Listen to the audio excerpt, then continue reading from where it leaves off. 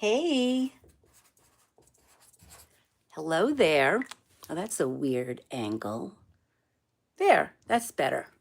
So, hello, I'm Angela from Soapmaking Soliloquy and Alegna Soap, and I've got some rose patchouli soap to make. So, usually when I make this soap, I go a little heavier on the rose than the patchouli, but I had an idea to go heavier on the patchouli. So, let's see how it turns out.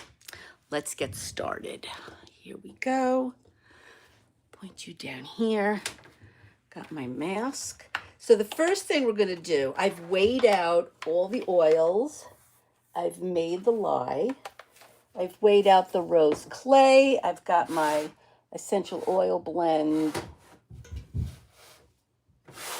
over there. And I'm going to move the oils a little bit closer to you so you can see them. Okay, let's move this over here. Yeah, that's better. All right, so the first thing we're going to do is add the clay. I just find this the easiest way to avoid lumps of clay in the soap. It's a pretty color, right?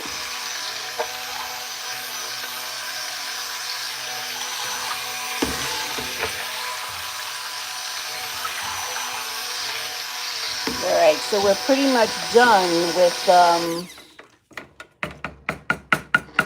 done with mixing this.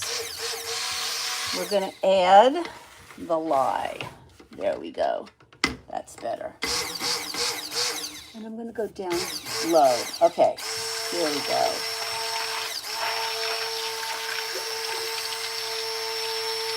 I do love the color of this soap.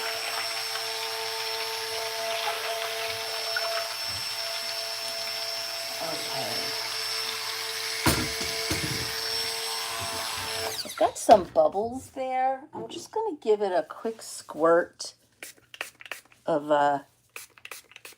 alcohol, and that pops the bubbles on the top. Okay, we'll keep going. So we are making soap. We're making rose patchouli with the rose clay. So I use a geranium rose and a patchouli essential oil. And this time it's a little heavier on the patchouli than on the rose, and I do like it better. So hopefully my customers will too. So hello, and thank you so much for joining. This is soap.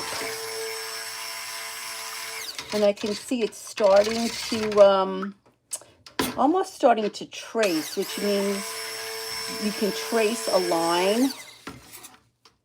So if can you see the little like holes when I drop the soap in? It leaves like a little indentation.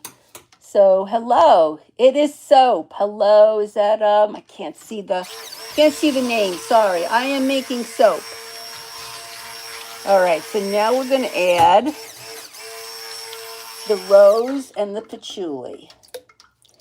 And the reason why your handcrafted soap is so expensive is because you saw how much essential oil I poured in there. That's quite a lot. And this is going to start to get thick too very quickly. We're just going to mix it up.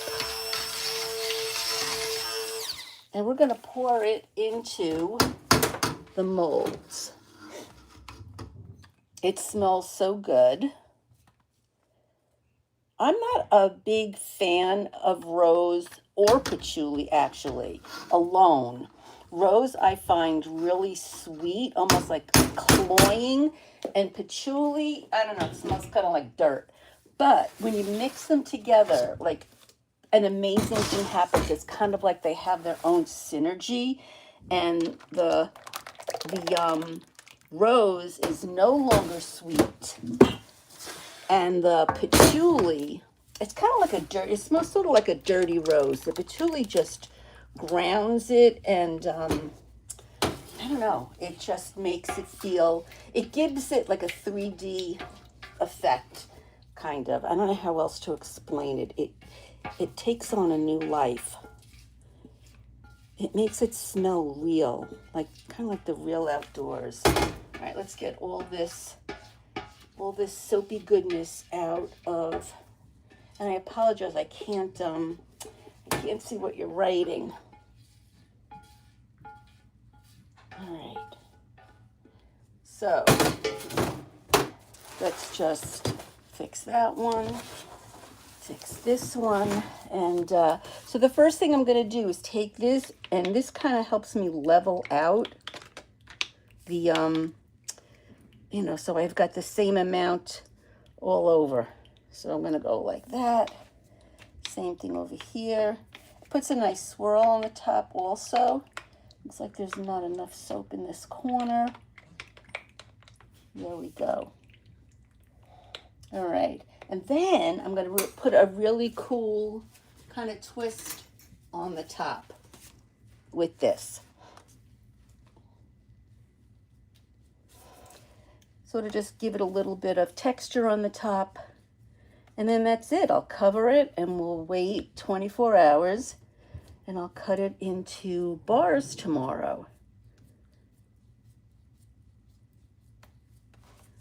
So you guys have any questions about soap? Let me see. Hello, hello, hello. Everybody who said hello, hello. Anybody have any soap questions?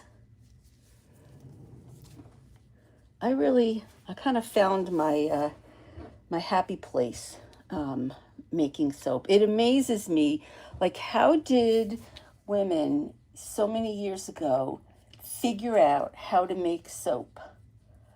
You know, how did people figure out these things? Sometimes I think about it. Like, I actually went to the library because I learned how to make soap in 1999 before I had access to the internet.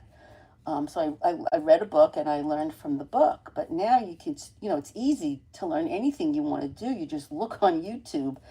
In fact, I had wanted to start fermenting juices, and all I did was type in fermenting juices on YouTube, and there was so much information on that. There we go. That's pretty.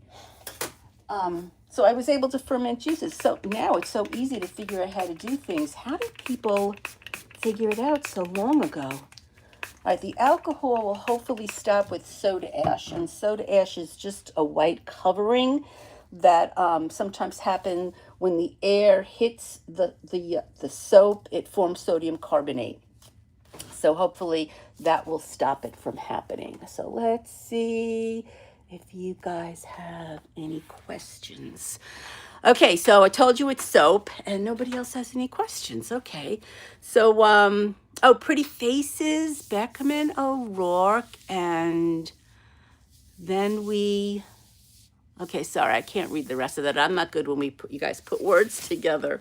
But anyway, so that's it for today. I'll probably cut it tomorrow. Let me know in the comments below if you want me to do a live on cutting. Keeps kind of sliding down. So you can see I've got some soap over there already underneath the towels. The soap making process, saponification, it's a big word, it's an exothermic reaction, which just means it generates a lot of heat. So it gives off heat, and we kind of want it to stay warm. So I cover it with a blanket. So that is it for today. Let me know. Yeah, my stand keeps sliding. Let me know in the comments below if you want me to cut it on a live tomorrow, and I'll do that. So anyway, that is it. Thank you so much for watching, and remember to wash your hands. Bye-bye.